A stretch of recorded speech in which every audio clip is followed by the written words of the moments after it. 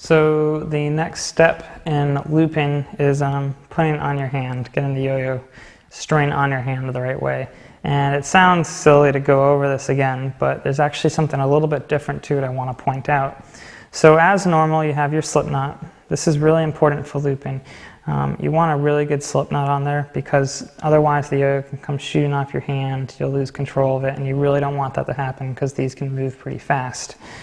What you want to do is you put the slip knot around your hand like so, and you'll notice there's one side has a single strand and the other side has a double strand, like that. You want the double strand, the side, to be facing away from your body. So you'll notice if my hand's going out, that double strand is facing away from my body, not towards my throw hand side.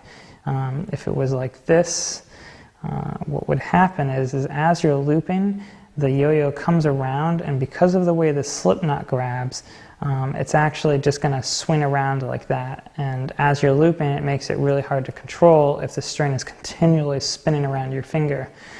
You'll notice that when I bring it over and tighten it, as I'm trying to do loops, it's not moving anywhere because the slip knot is pulling it tighter every loop I do. It's not going to move, it's going to be stationary, and that's going to help you control your loops so much better. So keep an eye on that, make sure the two-handed strings are going the right side, and you'll be ready to learn.